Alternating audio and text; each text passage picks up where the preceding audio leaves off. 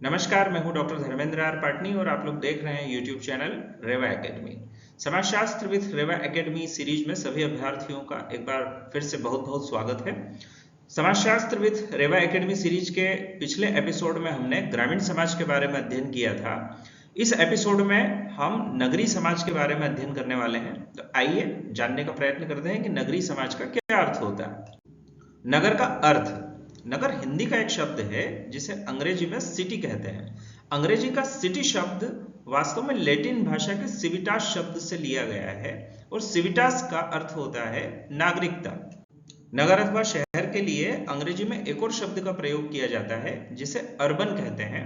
वास्तव में अर्बन शब्द भी लैटिन भाषा के शब्द अर्बेनस से लिया गया है और अर्बेनस का अर्थ शहर होता है। नगरी समाज के अध्ययन के लिए समाजशास्त्र में दो दृष्टिकोण व्याप्त हैं, पारिस्थितिक दृष्टिकोण तथा सांस्कृतिक दृष्टिकोण। पारिस्थितिक दृष्टिकोण से जब हम नगरी समाज का अध्ययन करते हैं तो उसके अंतर्गत हम नगर के सामान्य विभिन्न क्रियाकलाप, नगर के भीतर रहने वाले जो लोग हैं उनके निवास का क्या पैटर्न है, उनके निवास स्थानों का क्या स्वरूप है, इसका अध्ययन किया जाता है। इसी के साथ में नगर की विभिन्न राजनीतिक संस्थाएं और इसके साथ ही विभिन्न आर्थिक संस्थाएं, वित्तीय संस्थाएं तथा बाजार व्यवस्था कैसी है, इसका अध्ययन किया जाता है। इन संस्थाओं का वितरण कैसा है, इनके कार्य करने की प्रणाली कैसी है, इसका अध्ययन किया जाता है।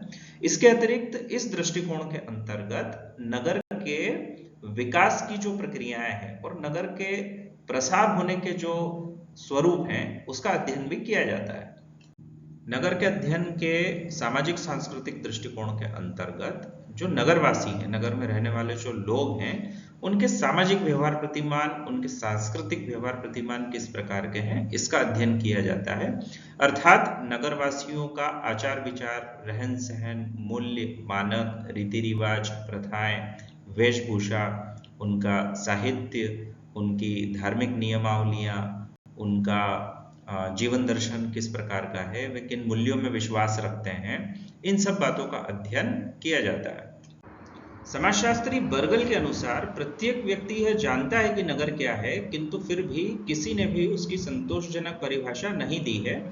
नगर के अर्थ को स्पष्ट करते हुए बर्गल ने यह बताया है कि नगर एक ऐसा समुदाय है, एक ऐसी संस्था है जहां के अधिकांश निवासी कृषि कार्यों के अतिरिक्त अन्य उद्योगों, व्यापारों और व्यवसायों में व्यस्त रहते हैं।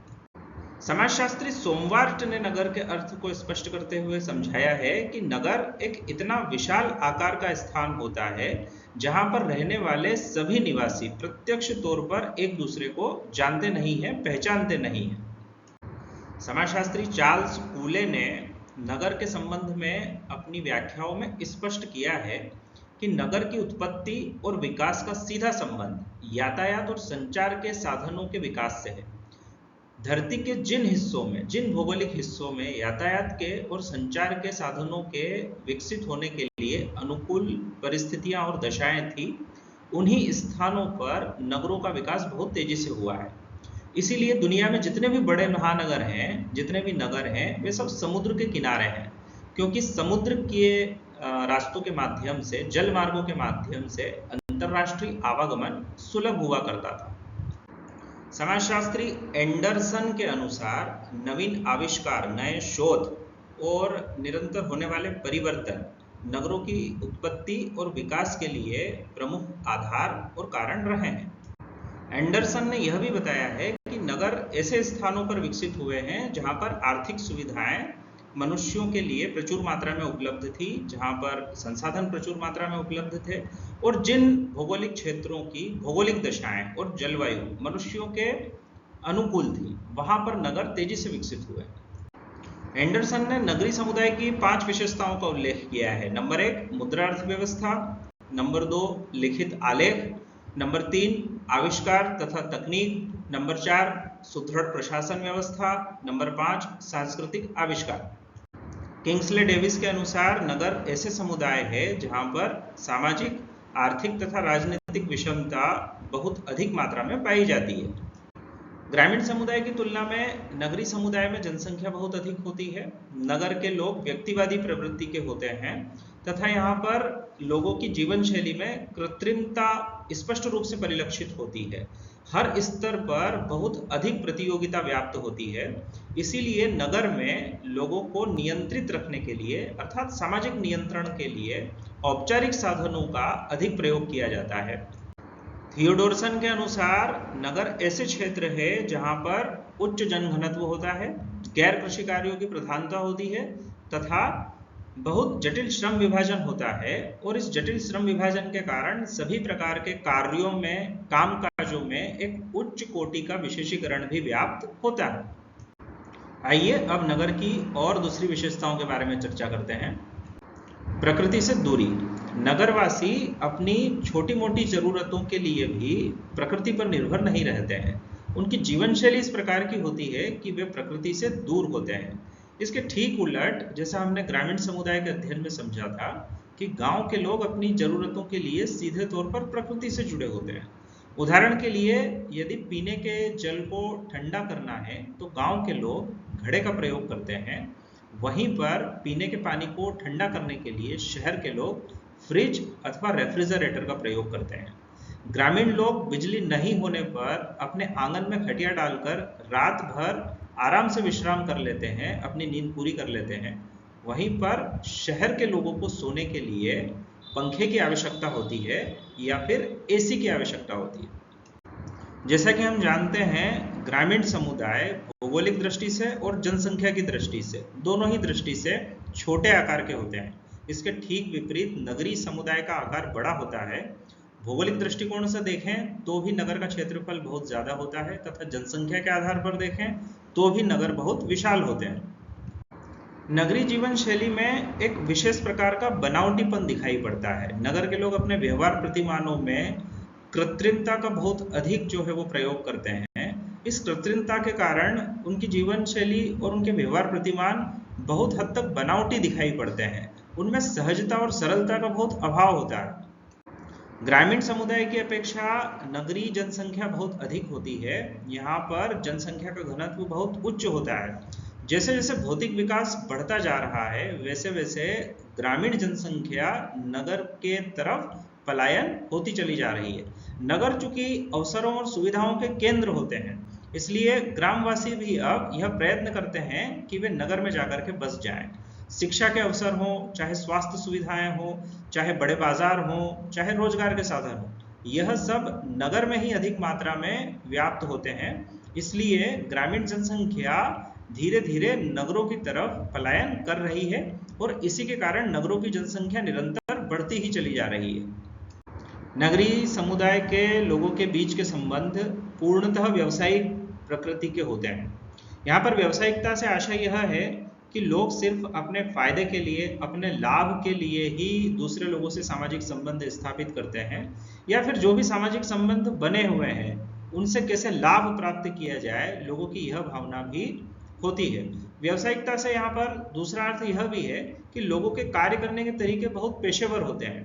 वे उनके सुस्पष्ट उद्देश्य होते हैं और उन उद्देश्यों को पूरा करने के लिए बाकायदा योजनाबद्ध तरह से वे कार्य करते हैं और वे अपने उस पेशेवर नजरिए से किसी भी तरह का कोई समझौता नहीं करते हैं।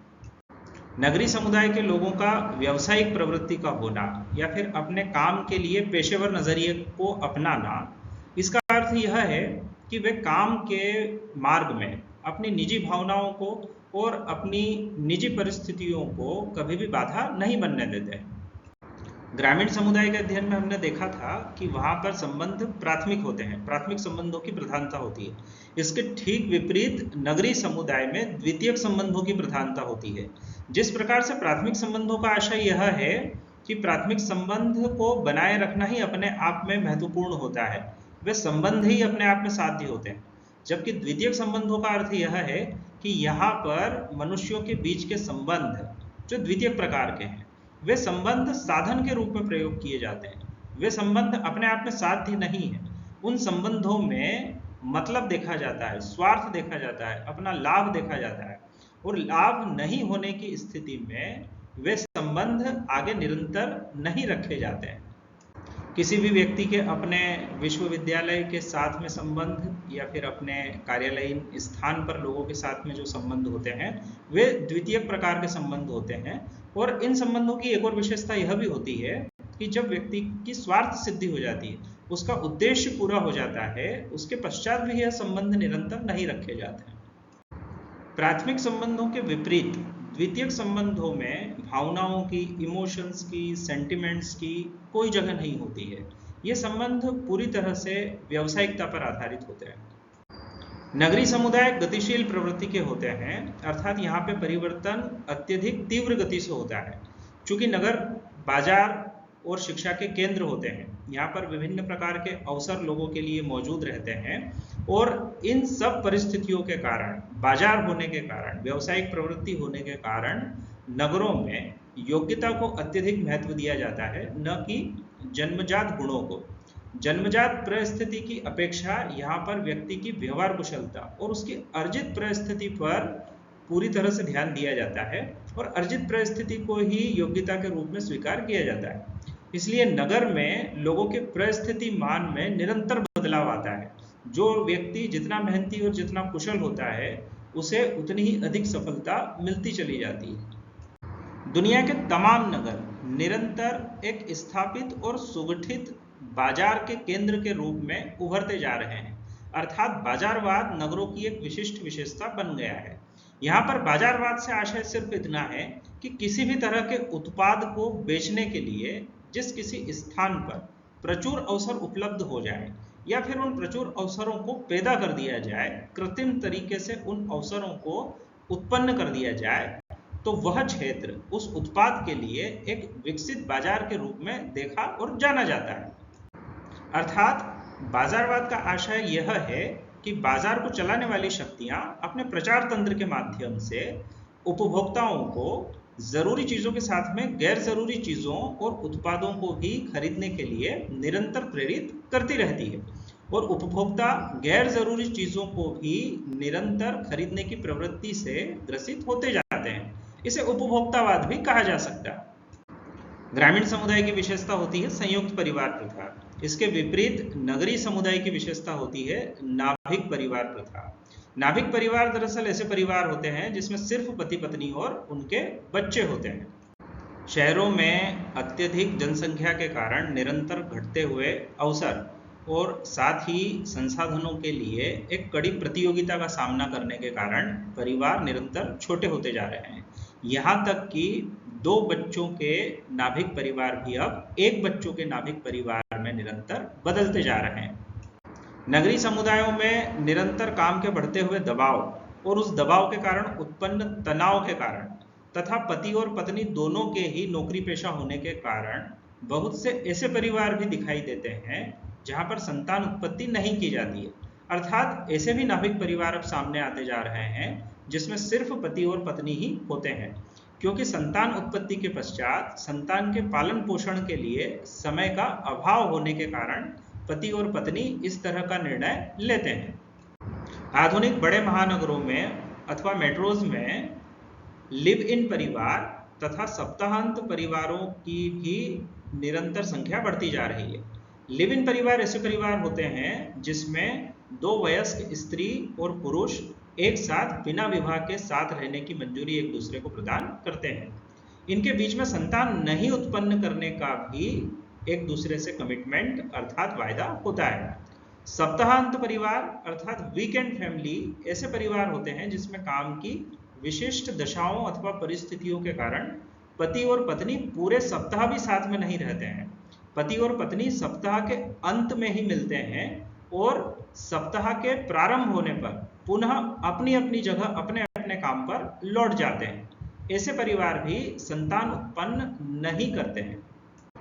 सामान्यतः नगरों में नाभिक परिवार प्रथा देखने को मिलती है, किंतु कुछ भारतीय समाजशास्त्री जिनमें IP Desai, KM Kapadia, AM Shah तथा मुखर्जी का नाम प्रमुख रूप से शामिल है, इन सब समाजशास्त्रियों का अपने अध्ययन में यह निष्कर्ष है कि नगरीकरण और पृथक नाभिक गृहस्थी का आपस में कोई सहसंबंध नहीं होता है। जैसा कि हमने समझा कि सामान्यतः नगर में नाभिक परिवार पाए जाते हैं और ग्रामीण समुदाय में संयुक्त परिवार प्रथा होती है, किंतु ऐसे भी समाजशास्त्रीय अध्ययन हैं जिनका निष्कर्ष यह कहता है कि नगरीय समुदाय में और ग्रामीण समुदाय में संयुक्त परिवार समान रूप से पाए जाते हैं तथा संयुक्त परिवार से नाभिक परिवार में और नाभिक परिवार से संयुक्त परिवार में परिवर्तन की यह प्रक्रिया चक्रीय रूप में नगर और गांव दोनों में एक समान रूप से पाई जाती है। जैसा कि हम जानते हैं, ग्रामीण समुदाय कृषि प्रधान होते हैं, उसके ठीक विपरीत नगरीय समुदाय उद्योग प्रधान होते हैं। वास्तव में नगरीकरण का प्रमुख कारण औद्योगिकरण ही है। निरंतर बढ़ती हुई मशीनों और तकनीकी विकास के कारण निरंतर उद्योगों का विकास होना ही नगरों के विकास का एक प्रमुख कारण और आधार बना है। हमने ग्रामीण समुदाय के अध्ययन में यह बहुत अच्छी तरह से समझा है कि गांव जाति प्रधान होते हैं, इसके ठीक विपरीत नगरीय समुदाय अथवा नगर वर्ग प्रधान होते हैं। यहाँ पर वर्ग का अत्यधिक महत्व होता है क्योंकि नगरीय समुदाय में अर्जित परिस्थिति को अत्यधिक महत्व दिया जाता है, क्योंकि यहाँ पर प्रतियोगिताएं हैं और लाभ केंद्रित बाजार है, और लाभ केंद्रित बाजार में प्रदत्त परिस्थिति का कोई महत्व नहीं होता है। इसलिए नगरों में जाति की अपेक्षा वर्ग अत्यधिक महत्वपूर्ण समूह होते हैं। वर्ग वास्तव में ऐसे समूह होते हैं जिसकी सदस्यता आर्थिक आधार पर निश्चित होती है तथा बाजार की बदलती हुई परिस्थितियों का किसी भी एक वर्ग के सभी सदस्यों पर एक ही समान रूप से असर होता है। उपभोक्तावाद का सीधा संबंध बाजारवाद से है। जैसा कि अभी हमने जाना कि नगर स्थापित और सुगठित बाजार के केंद्र है और बाजार में एक विशेष प्रकार का प्रचार तंत्र हमेशा क्रियाशील रहता है, क्योंकि बाजार केवल और केवल लाभ पर केंद्रित होते हैं और लाभ की भावना से ही संचालित होते हैं। अत्यधिक लाभ प्राप्त करने के लिए यह जरूरी है कि बाजार में निरंतर अत्यधिक बिक्री होती रहे, और निरंतर अत्यधिक बिक्री होने के लिए प्रचार तंत्र उपभोक्ताओं को निरंतर खरीदारी के लिए प्रेरित करता है। इस खरीदारी को प्रेरित करने की प्रक्रिया में जो प्रचार तंत्र है वह उपभोक्ताओं को गैर जरूरी चीजों का भी खरीदार बना देता है। इसी को उपभोक्तावाद कहते हैं। चूंकि शहर के लोग वैसे भी दिखावे की संस्कृति से ग्रसित होते हैं, इसलिए वे सिर्फ और सिर्फ दिखावे के लिए ही कई बार अपनी पहुंच से बाहर की चीजों को, या फिर यूं कह लीजिए गैर जरूरी चीजों को भी खरीदने की प्रवृत्ति से ग्रसित होते हैं। विजातीयता भी नगर का एक प्रमुख लक्षण है। शहर में रहने वाले समस्त लोगों को यदि हम देखें तो उसमें भिन्न भिन्न तरह की भाषा, भिन्न भिन्न तरह की संस्कृति, वेशभूषा और खान पान, अलग अलग प्रांत के लोग अपने विशेष उद्देश्यों को पूरा करने के लिए या रोजगार या आजीविका के लिए एक ही नगर में साथ साथ में रहते हैं। शिक्षा के सर्वव्यापीकरण के लिए सरकार के द्वारा विभिन्न तरह के कार्यक्रम और मिशन चलाए जा रहे हैं, लेकिन फिर भी शहर ही वास्तविक रूप से अभी भी शिक्षा के केंद्र बने हुए हैं। शहरों में विभिन्न प्रकार के डिग्री पाठ्यक्रम और अलग अलग प्रकार की व्यावसायिक शिक्षाओं के लिए विभिन्न प्रकार के महाविद्यालय तथा विश्वविद्यालय स्थापित होते हैं। चाहे हम चिकित्सा शिक्षा की बात करें, तकनीकी शिक्षा की बात करें, प्रबंधन की शिक्षा की बात करें, या फिर और किसी व्यावसायिक शिक्षा की बात करें, इन सब शिक्षा के बड़े विशिष्ट और स्थापित केंद्र शहरों में ही देखने को मिलते हैं। प्रगतिशीलता नगरीय समुदाय का एक विशिष्ट लक्षण है। जिस प्रकार से ग्रामीण समुदाय परंपराओं से, विशेष प्रकार के मूल्यों, मानकों से और रूढ़ियों से बंधे होते हैं, इसके ठीक विपरीत नगरीय समुदाय के रहवासी प्रगतिशील दृष्टिकोण को अपनाते हैं। आधुनिकता के प्रभाव और प्रगतिशील दृष्टिकोण के कारण नगरवासी विभिन्न प्रकार के अंधविश्वासों और रूढ़ियों से मुक्त होते हैं। वे जाति के विशिष्ट प्रतिमानों को अब धीरे धीरे मानना बंद कर रहे हैं तथा यहाँ पर सिर्फ और सिर्फ आधुनिकता के अंतर्गत मानवीय मूल्यों को तथा व्यक्तिगत स्वतंत्रता को भी अत्यधिक महत्व दिया जा रहा है। यहाँ पे नारी स्वतंत्रता की बात करें, चाहे फिर कमजोर वर्गों का निरंतर मुख्य धारा में शामिल होने के प्रतिशत के बढ़ने की दर हो, यदि हम इन लक्षणों को देखें तो स्पष्ट होता है कि शहर प्रगतिशील होते हैं। समाजशास्त्री बोगार्डस ने नगरों की विशेषताओं को स्पष्ट करते हुए उल्लेख किया है कि अत्यधिक वर्ग विषमताएं नगर का एक विशेष लक्षण है। गांव के लोग सत्यनिष्ठ और निष्कपट होते हैं, इसके ठीक विपरीत नगर के लोग दिखावेबाजी की संस्कृति से और कृत्रिमता की भावना से ग्रसित होते हैं। समाजशास्त्री गिस्ट एवं हेलवर्ट के अनुसार नगर ऐसा समुदाय है जो कि वैयक्तिक संबंधों की अपेक्षा अवैयक्तिक संबंधों को अधिक महत्व और प्रोत्साहन देता है। समाजशास्त्री E.A. रॉस के अनुसार नगर जगत मित्र होता है जबकि गांव राष्ट्रवादी व स्वदेशाभिमानी होता है। रॉस यह भी कहते हैं ग्रामीण जीवन सुझाव देता है बचाओ, जबकि नगरी जीवन सुझाव देता है खर्च करो। लुईस वर्थ ने ग्रामीण और नगरी समुदाय में अंतर करने के लिए 3 विशेषताओं को आधार बनाया है: जनसंख्या का आकार, घनत्व तथा जनसंख्या की विषमता अथवा विजातीयता। यदि हम इन तीनों ही विशेषताओं को देखें तो जनसंख्या का आकार और घनत्व के आधार पर नगर विशाल होते हैं, बड़े होते हैं तथा नगर की जनसंख्या में विजातीयता या विषमता या असमरूपता का गुण पाया जाता है। इसके ठीक विपरीत ग्रामीण जनसंख्या में समरूपता दिखाई पड़ती है। समाजशास्त्री सोरोकिन और जिमरमैन ने ग्रामीण समुदाय और नगरीय समुदाय में अंतर बहुत ही सुंदर ढंग से प्रस्तुत किया है। सोरोकिन और जिमरमैन कहते हैं कि गांव घड़े में शांत जल के समान है, जबकि नगर केतली में उबलते पानी के समान है। स्थायित्व एक का लक्षण है तथा गतिशीलता और परिवर्तन दूसरे का लक्षण है। अर्थशास्त्री और समाजशास्त्री जर्मन विद्वान मैक्स वेबर ने नगर को बाजार की उपस्थिति से परिभाषित किया है। नगर ऐसे केंद्र है, नगर ऐसा स्थान है जहां पर एक संयुक्त और संगठित बाजार व्यवस्था होती है और जहां पर अलग अलग वर्ग के विभिन्न व्यवसायी भी बाजार में सक्रिय होते हैं। वेबर के अनुसार बाजार ही वह प्रमुख आधार है और वाणिज्य ही वह प्रमुख आधार है जो कि भिन्न भिन्न व्यक्तियों को एक स्थान पर लाकर इकट्ठा कर देता है, जिनके न केवल मूल्य अलग अलग हैं वरन सामाजिक और सांस्कृतिक पृष्ठभूमि में भी पर्याप्त भिन्नता व्याप्त है।